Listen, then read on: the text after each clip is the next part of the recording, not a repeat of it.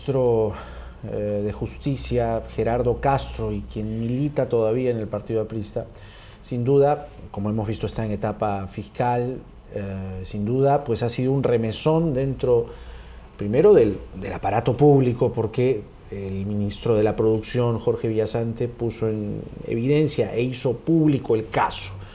Un caso de soborno, un caso escandaloso y un caso que salpica también al Partido Aprista, porque el señor Castro milita en el APRA y el señor Villasante también. Hay división entre los líderes del Partido Aprista, tal como deja en evidencia las declaraciones de un lado de Mauricio Mulder, quien pide que se vaya inmediatamente el señor Castro, pero Jorge del Castillo en su contraparte dice no, primero esperemos a ver qué pasa. Nuevamente sombras en la lista al Congreso del Partido Aprista. Mauricio Mulder ha tenido la gentileza de venir esta mañana para conversar sobre este tema. ¿Cómo está, congresista? Gracias por venir. Jaime, gracias por la invitación. ¿Qué está pasando? Una vez más, la sombra de la corrupción tapa, mancha, oculta, ensombrece la lista al Congreso. Usted ha pedido que se vaya Castro, pero no le hacen caso. No, pero se tiene que ir. Y creo que las declaraciones de Jorge deben ser seguramente haber sido sacadas de contexto o algo así, pero yo ayer hablé por teléfono con casi todos los miembros de la Dirección Nacional del Partido, todos estábamos de acuerdo en que había que expulsarlo, lo que pasa es que no, algunos estaban en provincia, no nos hemos reunido. O sea, en la práctica ya está expulsado, porque la decisión está expulsado tomada moralmente. No, y además porque la decisión la hemos tomado, que no la hayan notificado, no la hayan... Es decir, falta la formalidad, pero él está expulsado en este momento. Lógico, ya o sea, los principales dirigentes del partido hemos tomado esa decisión. Hay un artículo, que es el artículo 99, que habla de la expulsión inmediata, incluso en caso de flagrancia. Y por ¿Cómo es este caso? ¿No?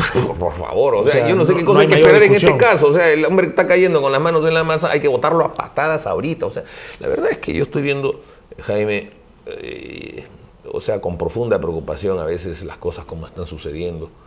Yo no he querido, ni quiero todavía, ni voy a referir hasta que pasen el proceso electoral todas las circunstancias internas de cómo el partido en este último año, francamente, ha venido en un declive muy grande por el tema de la corrupción y por la falta de arrestos de algunos de mis compañeros. Jorge del Castillo, entre ellos. No menciono absoluto un solo nombre. Incluso voy a ser mucho más amplio en lo que yo digo.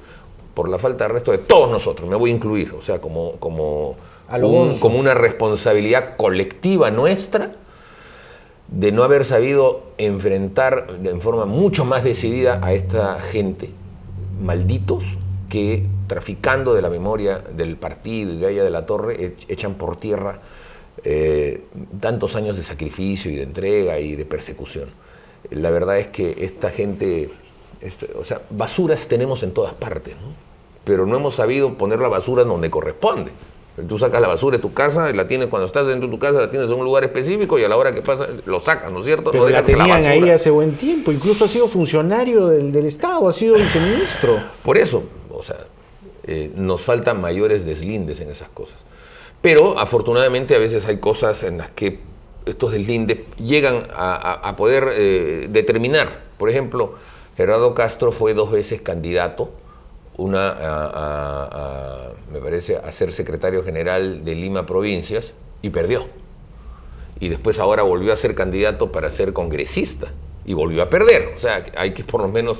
no tiene apoyo de las bases. Claro, o sea, las bases de Lima Provincias a lo mejor sabían, a lo mejor no sabían, eso ya no es otro tema, pero nunca le dieron su voto ni su respaldo.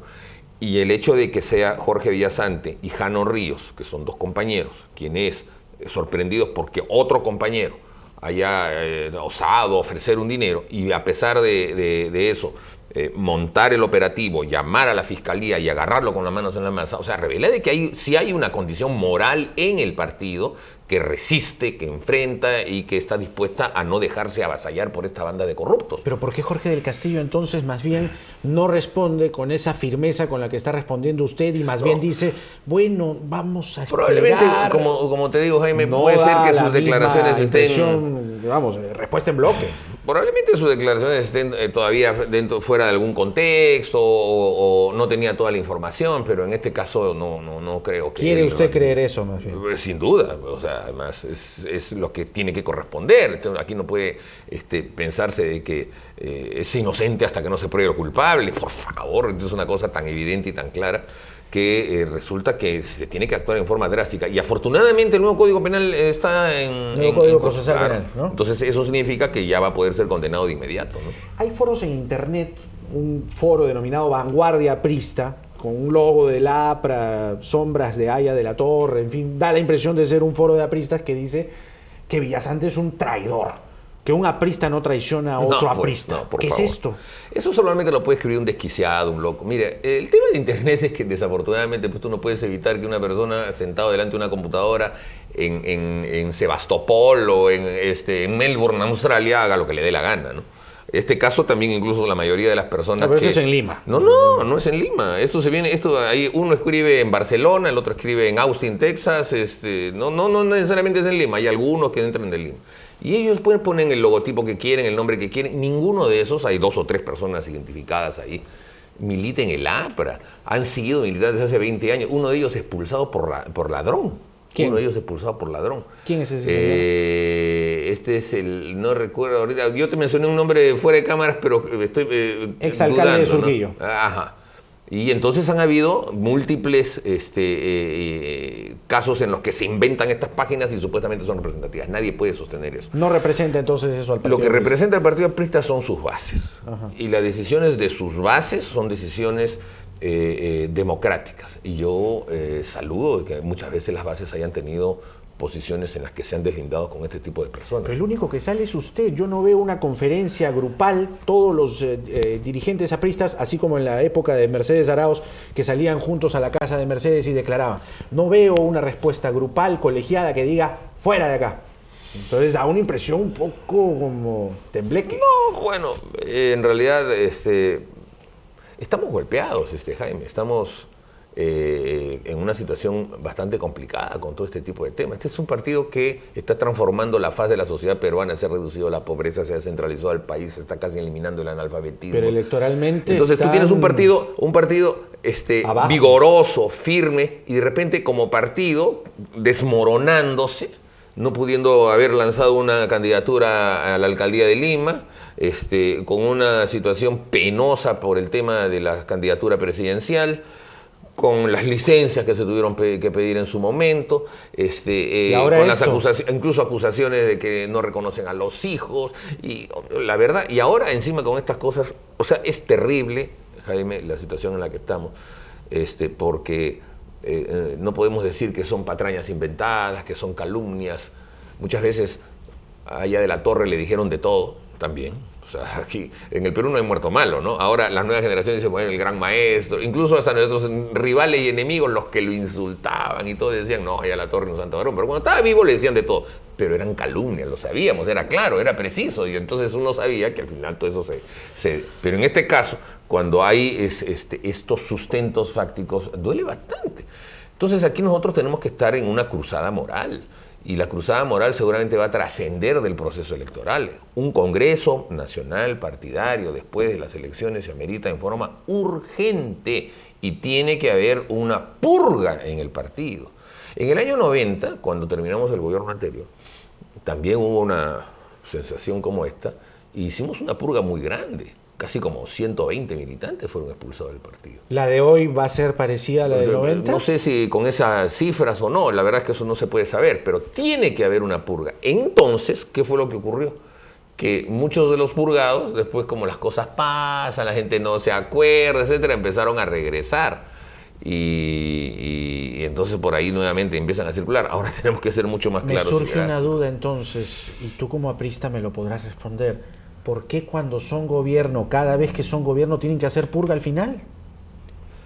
Porque desafortunadamente, ¿Qué pues, o sea, hay gente que se mete a la política y el APRA es un partido tan grande que mucha gente puede haber pensado, me voy a meter a ese partido para tratar de chapar algo, porque son en el fondo gente que tiene alma delincuencial y uno no ve sus, como dicen, caras vemos, corazones no sabemos. Entonces, pero algo está fallando en los filtros de entrada, pues. Porque dejan entrar gente como Castro. Pero ¿cómo puede saber? O sea, Gerardo Castro es un militante desde la juventud del partido, yo lo conozco. nunca ha sido de mi entorno, pero yo lo conozco, es un compañero además que cuando tú hablas con él se le ve solvente, serio, no es ningún loco atrabiliario a la hora de la política, yo no lo he visto jamás aventando una silla en una asamblea, que a veces pasa, no, se le veía como un chico, o sea, atildado, y de repente, pues, o sea, lo que llevan en el alma no sabemos qué cosa es lo que tienen, ¿no? Y entonces a veces aparecen estas cosas tan terribles. Ahora, tampoco es que pensemos que a mí lo que me duele terriblemente, y aunque lo explico porque así después es fácil la opinión pública, las generalizaciones, ¿no? Todos son unos corruptos, todos son unas basuras, esas generalizaciones son injustas. El problema es que salpica, pues. Claro que salpica. Entonces, evidentemente, pero tenemos tú que no eres corrupto para nada y siempre haces deslindes con la corrupción, pero te salpica. Es inevitable, pero yo creo que uno tiene que saber que las acciones dolosas, delictivas, inmorales, son acciones de responsabilidad de las personas que las ejercen, ¿no?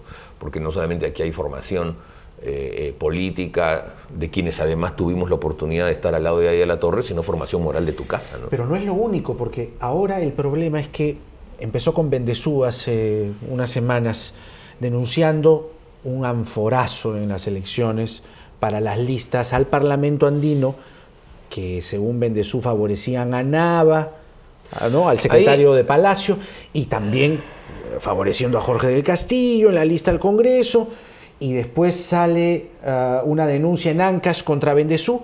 Explícame esto. Bueno, yo creo que ahí más bien lo que hay es, como estamos en un ambiente en el que hay extrema sensibilidad, algunos compañeros que han perdido elecciones se quieren aprovechar y lanzan ese tipo de imputaciones que a mi modo de ver, yo las he analizado casi todas, son pura piconería de haber perdido una elección. No hay tal anforazo. No hay. Y en todo caso, si pudiera haber registrado alguna irregularidad, es irrelevante. Por ejemplo, se menciona ayer en Perú 21 un tremendo anforazo, y cuando uno lee realmente la noticia, ¿qué cosa es lo que hay?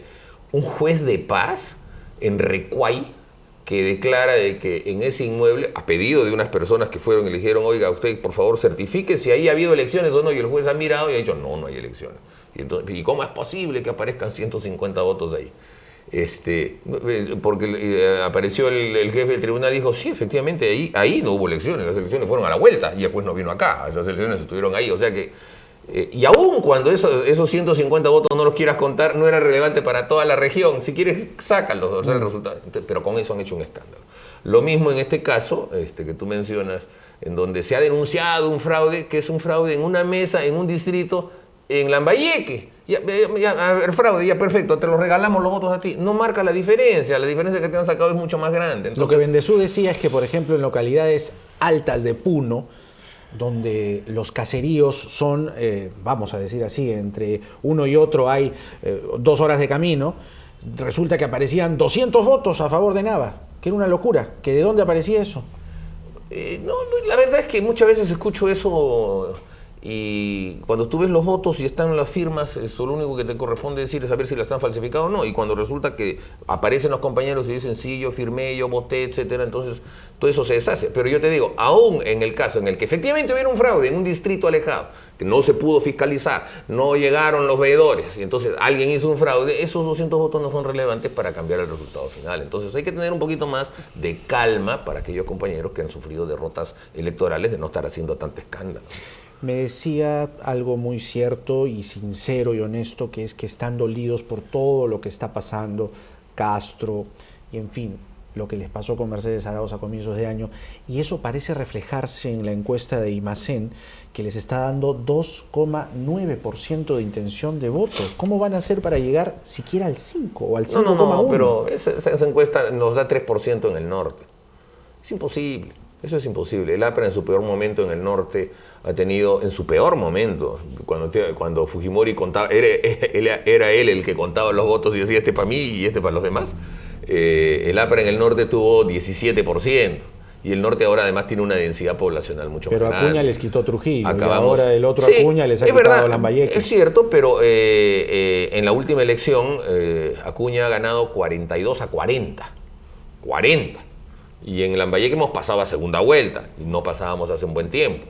y por lo tanto hay un voto masivo. Mire, Jaime, yo quiero apelar al voto aprista, ¿no? Yo creo que los compañeros, que pueden en muchos casos estar resentidos con esto, tienen que saber que ahora estamos en la imperiosa necesidad de que el voto aprista amalgame al partido. Yo, como dirigente del partido, le quiero decir que pese a todas estas circunstancias, el APRA nunca muere. El APRA nunca muere, el APRA se mantiene firme. O sea, la verdadera APRA, la que hereda la lucha de los abuelos y de los padres que entregaron tanta persecución y cárcel. Y ese voto que está en el norte y que está en las zonas marginales de Lima y que está diseminado en el país, es el voto que va a responder diciendo, bueno, acá estamos los apristas, dispuestos a hacer los deslindes, dispuestos a apoyar a los compañeros que están también con el ánimo de hacer una cruzada de moralidad en el partido. Llega? Porque ese voto en el 2006, primera vuelta, llegó a 24%. Pero era más el voto de Alan García que el voto del APRA. Bueno, ¿cuál es la diferencia entre el voto alanista y el voto aprista, por ejemplo? Es una diferencia de la del 2006 fue una diferencia de un 8% más o menos. Alan sacó 24 y el partido sacó 16, 17. En las elecciones municipales y regionales del 2006 sacamos a nivel nacional 17, 18%. En estas últimas hemos tenido un golpe severo, porque el tema de no tener candidato a la alcaldía de Lima también te golpea, pues, ¿no? Entonces hay menos votos que contar, más o menos en un 12% a nivel nacional hemos estado. Yo confío en que esa votación, que es una votación... La tendencia va para abajo, según lo que me estás describiendo. La curva bueno, de la pero línea va para abajo. entre el 2006 y el 2010 ya no se puede hablar de tendencia porque son casi 4 años de diferencia, ¿no? No hay una secuencia, digamos. Y lo que ha habido además es un hecho especial de no teniendo candidato en la provincia más importante, más densa, de mayor número de electores que la de Lima, el cálculo está un poco distorsionado. De manera entonces que yo considero que estamos, si bien es cierto, probablemente puede haber merma de acuerdo a todas estas circunstancias, se va a mantener un voto aprista que va a estar, yo lo manifesté la vez pasada, alrededor del 15% a nivel nacional. ¿Por qué? Porque al final el aprista tiene que sentir, como decía ella de la Torre, orgullo de su gran partido. Cuidado, perfecto. Pero ¿cómo van a sentir orgullo, perdóname, con cosas como las que hace Gerardo Castro, que acaban de ocurrir? Bueno, además. pero que, o sea, maldición para él, maldición para él. Pero el APRA es el primer gobierno de la historia del Perú que ha reducido la pobreza a 20 puntos. Es el primer gobierno de la historia del Perú que ha conectado con electricidad a más de 5.000 pueblos alejados de las zonas. ¿El APRA o Alan García? El APRA, o sea, Alan García es el producto más puro del APRA y de Aya de la Torre como discípulo de él. Alan García es un hombre del APRA y él, en nombre del APRA, ha hecho el gobierno más exitoso de la historia en estos aspectos, sobre todo sustantivos de lo que significó nuestra presencia en la historia del Perú. Transformar la sociedad para que haya más justicia social dentro de democracia. Y este es el gobierno que dentro de democracia ha demostrado que no se necesita, primero, que haya dictaduras, y en segundo lugar, que la democracia sí puede resolver problemas sociales. Esas eran las dos grandes discusiones que ha habido históricamente en nuestro país, porque hasta ahora sigue habiendo gente que dice que la única solución que cae a los problemas del Perú es que haya un dictador con un látigo y ponga orden y mate a todo el mundo. Hay gente que piensa eso, y esos son los que van a votar seguramente por Humala o por Keiko. Y la gente que piensa que con la democracia sí lo puede hacer. Y entonces cuando uno decía, la democracia sí puede resolver problemas, ¿cuál democracia? Ninguna democracia lo ha hecho. Todas las democracias han sido corruptas, etcétera, etcétera. Entonces nosotros estamos demostrando de que sí hay democracias eficientes en lo que significa la igualdad social, la lucha contra la pobreza y por la descentralización del país. Bueno, yo apelo a tomar esas cosas que son las cosas de fondo para que el voto aprista sienta ese orgullo y al mismo tiempo, con esa votación, reclamen de sus dirigentes la responsabilidad de que sepamos deslindar contra todos esos Probablemente un aprista escucha lo que está diciendo y dice, bueno, sí, pero Castro, del Castillo, que no se ha aclarado del todo y que trajo todo este problema con Mercedes Arauz, Rómulo León, que también fue aprista y trajo el problema al gobierno con los petroaudios. ¿Qué está pasando? Bueno, por lo menos los casos no los hemos, digamos, apañado, no hay una complicidad política en tratar de taparlos. Pero ocurren en la línea de tiempo del gobierno aprista. Castro está preso, Rómulo León está preso. Bueno, yo he visto muchos casos de otros gobiernos en los que se señalaban los hermanos de los presidentes comprando tremendos lotes de terrenos y no pasa nada. ¿No? Ahí está el señor con su lote de terreno, el hermano del señor Toledo, ¿no? O sea, sus 5.000 hectáreas que le dieron en Lurín por 3.000 soles, ¿no? Y ahí está. No, eso él se la merece, que no sé cuánto. Yo la veo sombra que tiene del Castillo. Por favor. ¿Cómo hacen para continuar? Nosotros lo que hacemos es confiar en que los órganos jurisdiccionales hagan su trabajo.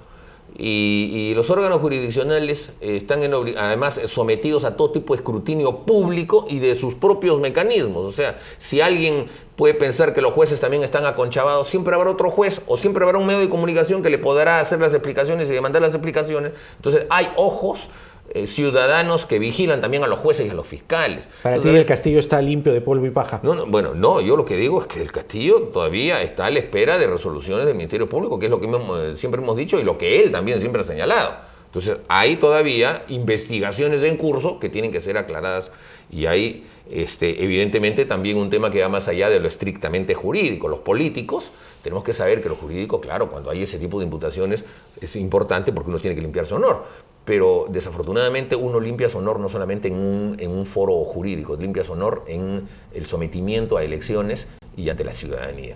Y es la ciudadanía la que realmente a los políticos nos manda al desván o nos reivindica. Y eso se hace con votos.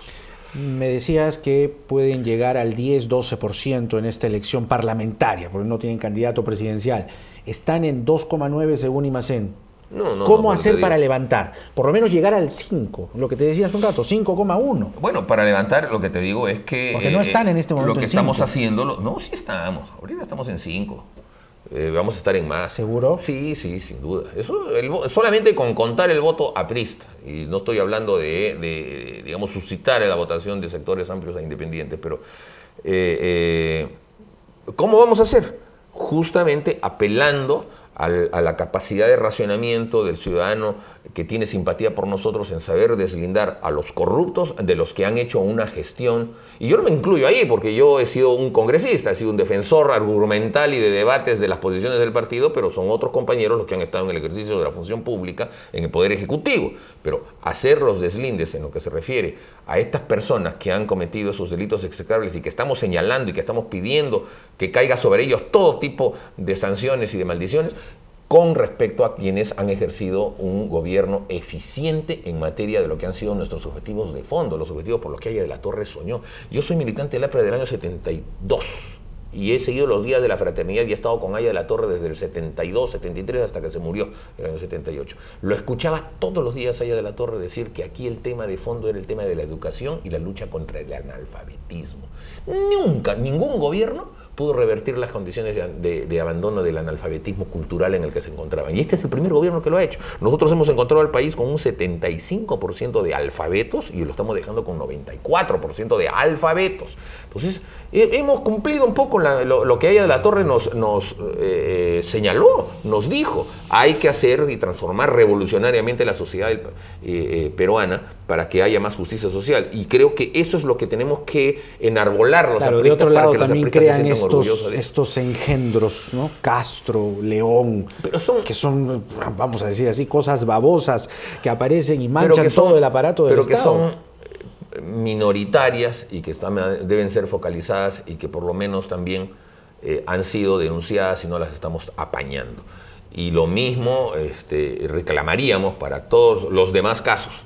Porque también a nosotros, bueno, nos generalizan, pero cuando hay casos de corrupción en todos los gobiernos regionales, que ya no son del APRA, o los casos de corrupción de los gobiernos anteriores, o casos de corrupción en las municipalidades, o lo que fuera, bueno, ahí ya como la prensa se cansa a veces y no generaliza, ¿no? Y en cambio nosotros sí sufrimos el estigma de la generalización. La actitud de Villasante, no he escuchado en el discurso que estás pronunciando palabras como, vamos, ¿qué te produce? ¿Elogio? Elogio, o sea... ¿admiración? No, y además entereza. Yo creo que Coco Villasante ha sido un hombre, ha demostrado ser un hombre. En primer lugar... Lo están insultando en internet, ¿no? Como te dije. No, pero ese grupete, pues no tiene nada que ver. Al contrario, yo sí siento...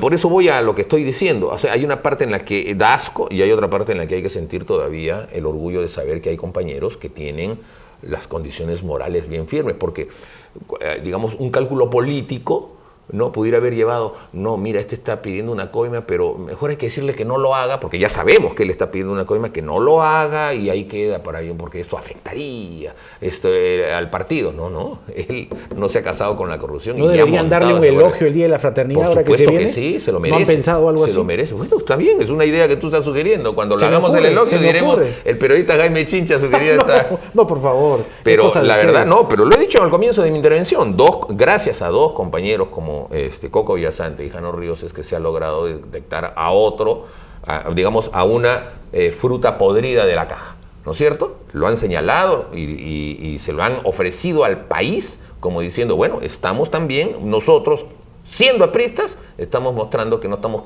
haciendo cálculo político, sino que lo que estamos buscando es una limpieza, una purificación. Gracias por venir. Gracias a ti, Jaime. Mauricio Mulder, comentando este penoso caso de corrupción denunciado por el propio ministro Jorge Villasante. Aportas además del Día de la Fraternidad. Bueno, y en el Día de la Fraternidad, pues, sin duda, hay que evaluar y repensar todas estas cosas, ¿no? El APRA es mucho más grande que este tipo de personas que la han afectado y que evidentemente la estigmatizan, pero el APRA es mucho más grande. Muy bien, 9:12 minutos, una pausa, venimos.